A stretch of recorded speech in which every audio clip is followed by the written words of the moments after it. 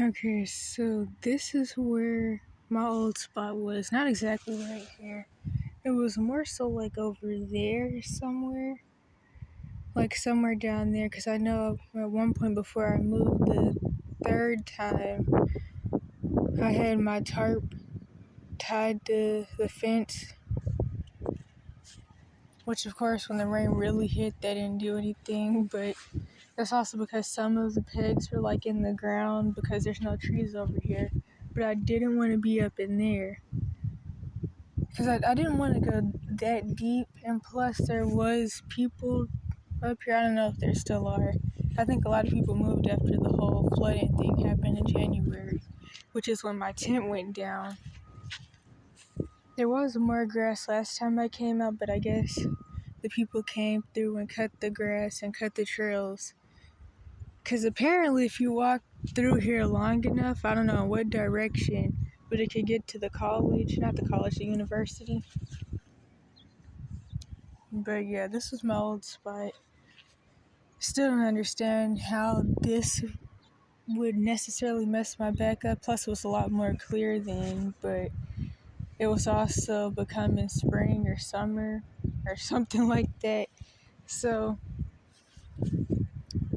the grass was also like pushing up on my tent since the grass was growing. And I think that has more the reason why my tent was starting to slide and the ground was also corroding.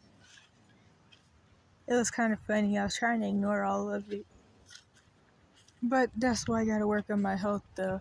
Because, well, not even just the current situation, but like I said, with all the things that are about to start happening, the least you could be able to do is get up and walk and do things without being in constant pain or even in intermediate pain sometimes over the stupidest things.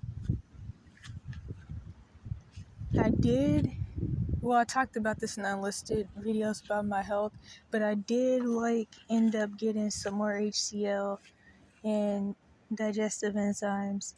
So I'm going to keep doing that. Still thinking about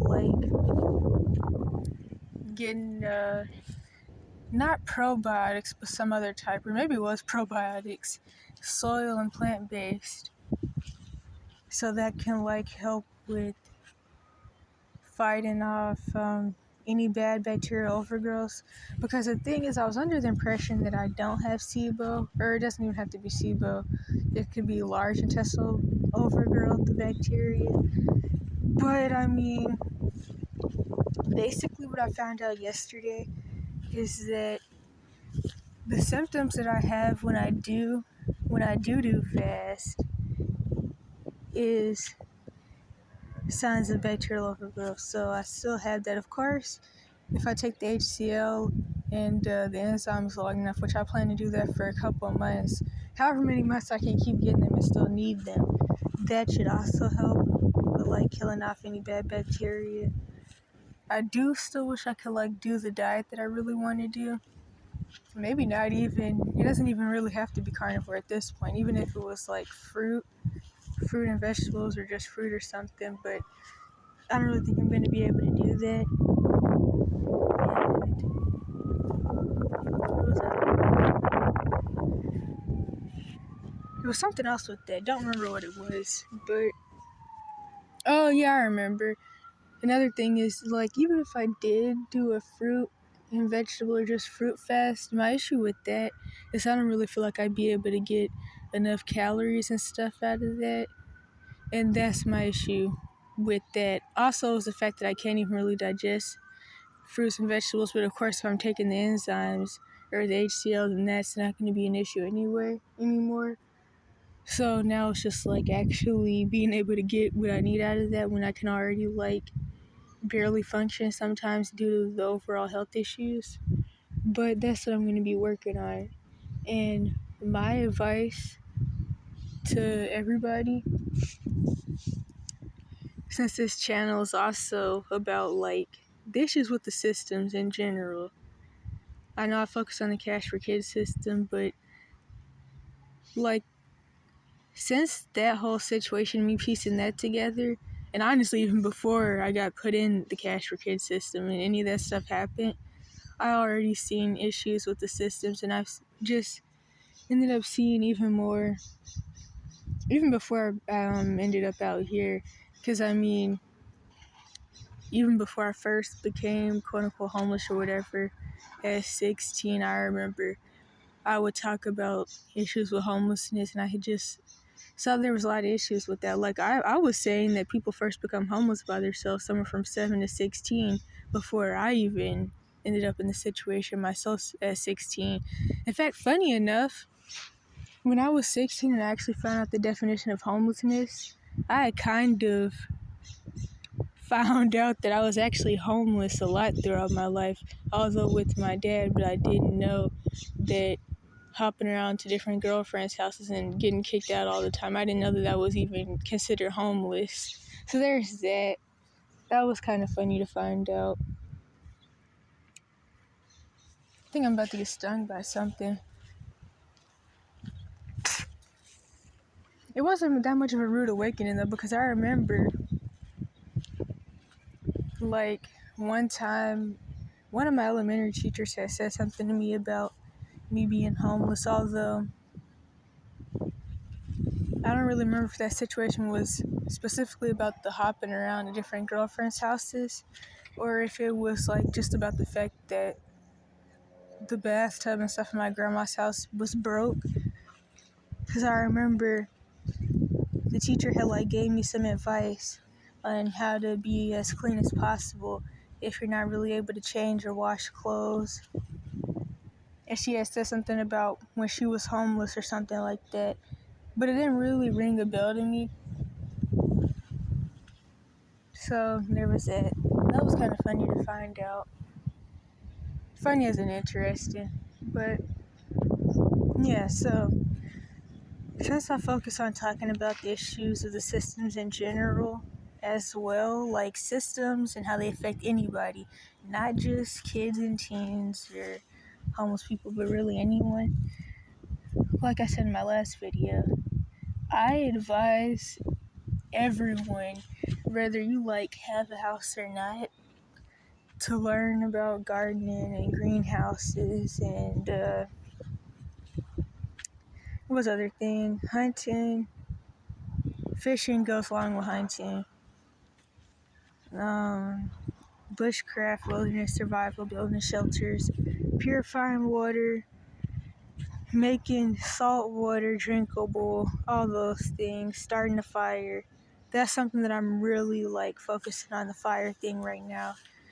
They're unlisted because it's kind of like a part of the whole health situation, and I don't really want those to be like the first things that people see when they get on the channel, because I want it to be issues about other people, or at least that affect everyone that people see.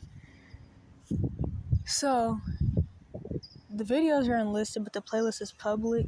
And some of those videos, I talk about how I had got a grill and I was just gonna like try to cook in it with the wood and all that, but I couldn't get the fire going, so I'm still trying to figure that out.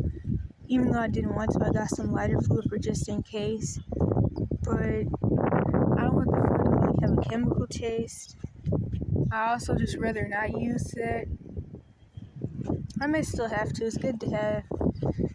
But also, the thing with that is, if I have to like move to another spot or something, a grill is really, really heavy. And like I said in the last video, you want to only have things that you need.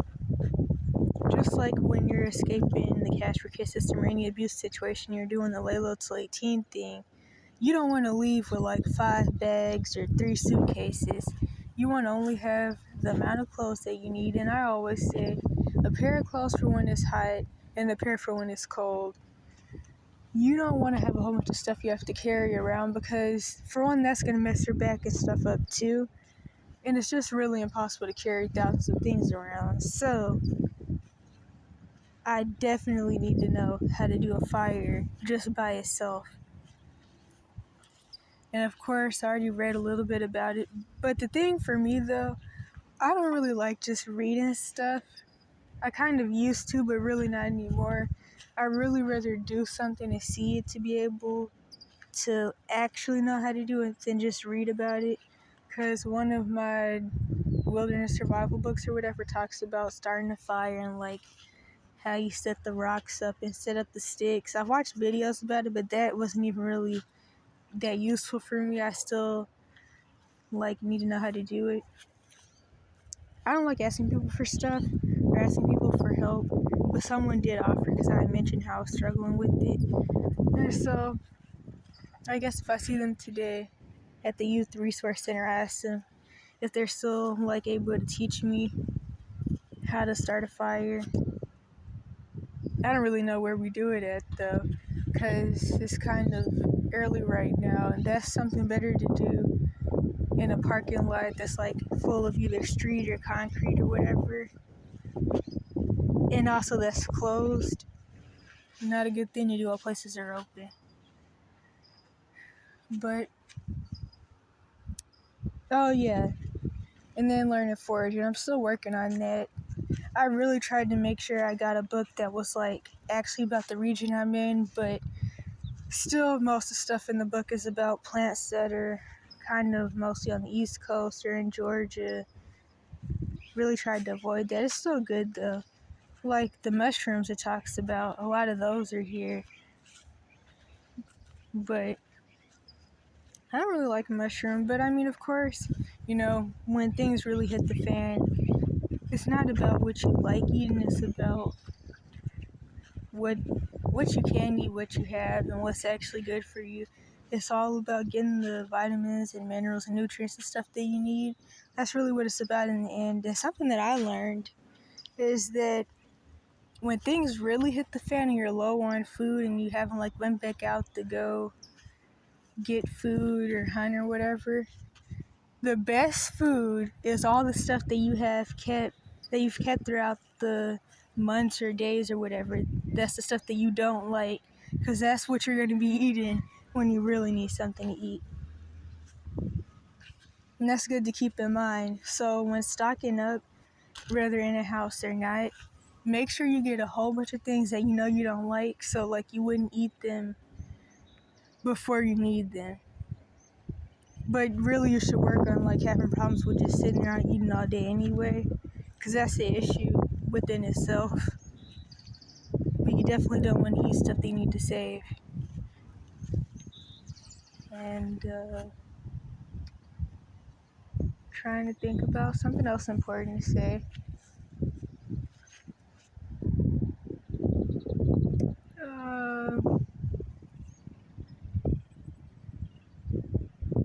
Wait a minute.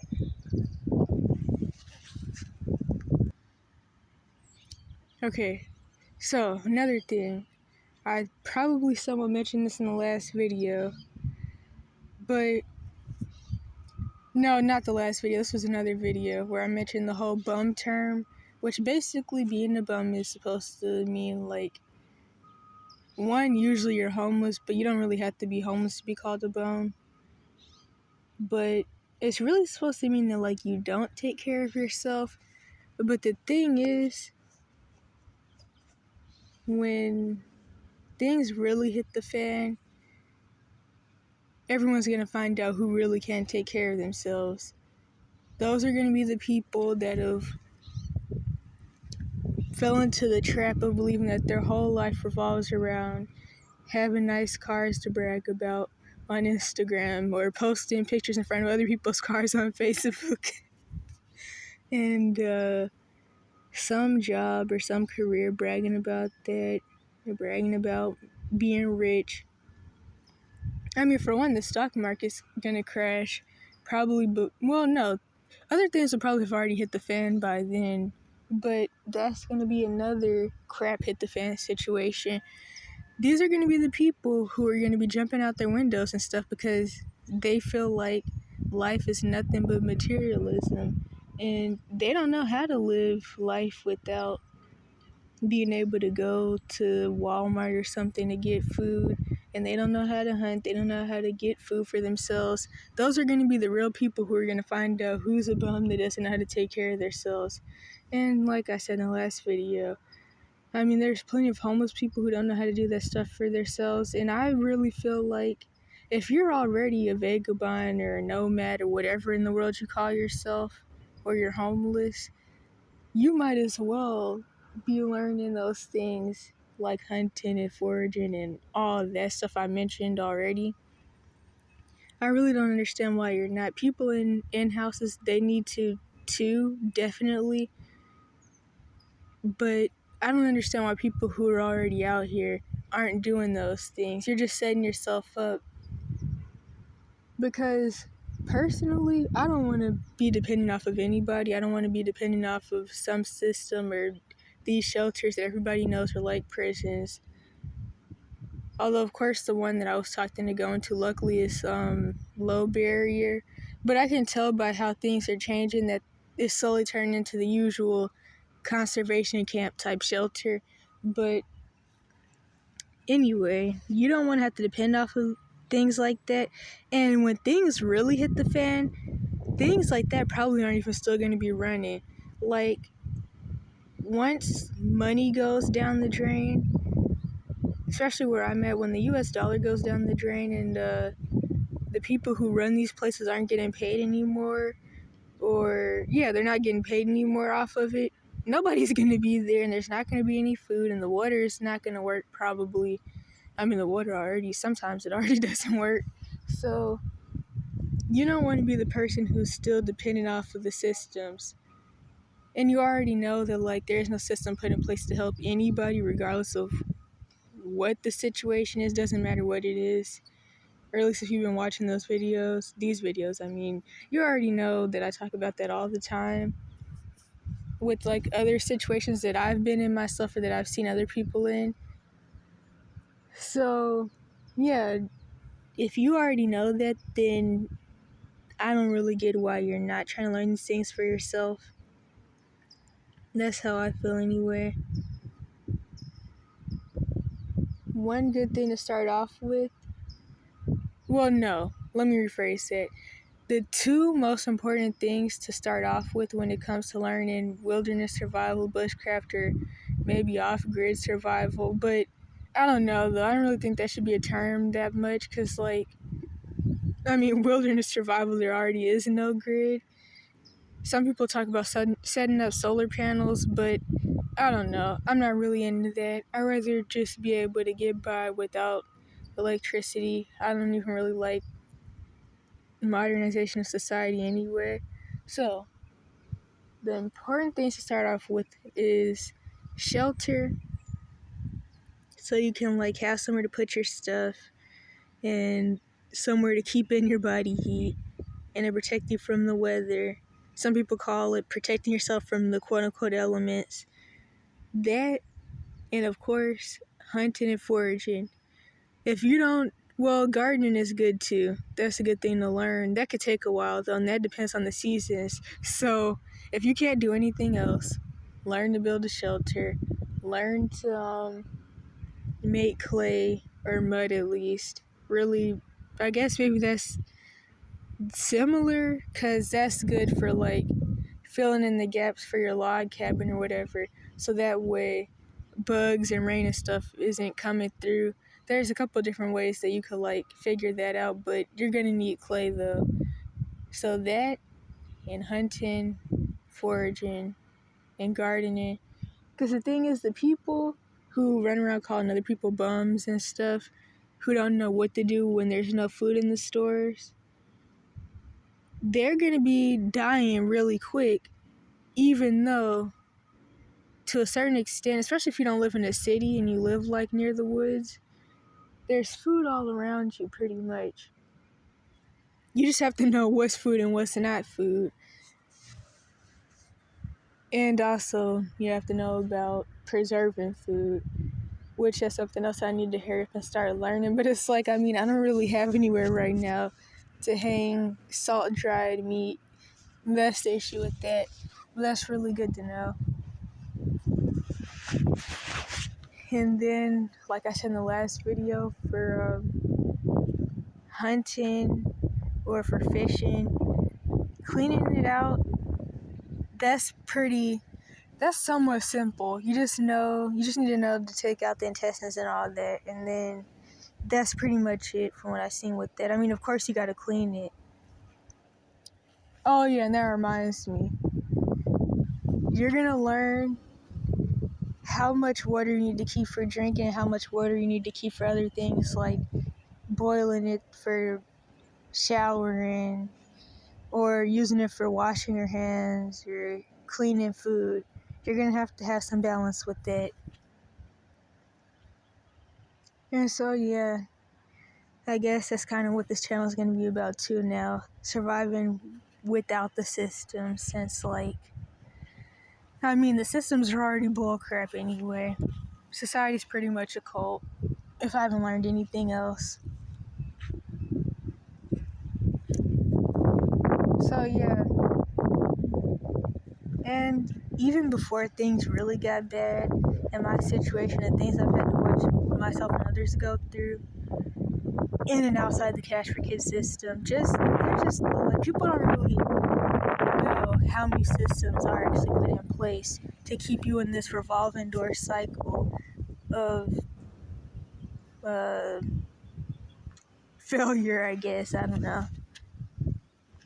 Or not even failure, being taken advantage of and being a cash cow. That's a better word for it. So, even before all that, like I said in the last video, probably even another video, I've always liked outdoors and wilderness survival. And now that I'm able to really focus on learning those things, that's what I need to be doing. I just gotta really get myself up to go learn the things I need to learn. And of course, like I said, there's nothing bad about getting things out of the systems while you can, especially when it comes to learning these things. Because like I said in the last video, if you're able to, you should go ahead and get in a first aid class. And if you could go somewhere to learn gardening, some program or class, then do that. Although, focus on learning how to garden fruits and vegetables. I mean, you can eat some flowers too, but all that's really irrelevant. None of that's going to be important. So, like a horticulture, agriculture class, or even a greenhouse, those are all about similar things somewhat. Kind of depends on exactly which class it is, but they focus on gardening. The thing with the greenhouse, from the research I have done within the past 1 day, is apparently a greenhouse is supposed to be helpful for growing things even when it's not the season to grow them. So knowing how to build a greenhouse is good. I mean, if you know how to build a shelter, you may be able to do that, although it looks like they can take you need in glass. Maybe you could use I've seen people use, I think, plastic wrap or something, but I don't know how long that's gonna last. And maybe you could use some emergency blankets or whatever, because it seems like for a greenhouse you got to be able to keep heat in there. Another thing to keep in mind though is when you're building shelters and all that, you really want to be somewhere isolated. I mean, you can't always really do something about getting robbed, but it's good to try. Also, you want to be away from people, because that's really what you have to worry about. I know people are always talking about bears and foxes and coyotes. Coyotes really aren't going to do anything to anyone anyway. Kind of depends, but usually they don't. They commonly run from people. And they're scared of fire. I think a lot of animals are scared of fire, but you want to be away from people. You don't want to get attacked by somebody or robbed. And when things hit the fan, that's when people are going to be breaking down even more and having more emotional breakdowns and screaming at people that work in Walmart. All those things that have been happening are just going to get worse. And you want to be able to avoid those situations. I mean, like I already said, when things really get bad, there's not going to be any food in stores anyway. So you don't even want to have to depend on the systems. And yeah, I guess that's it. Wait a minute, I'm trying to turn this off, but I can't see my phone screen.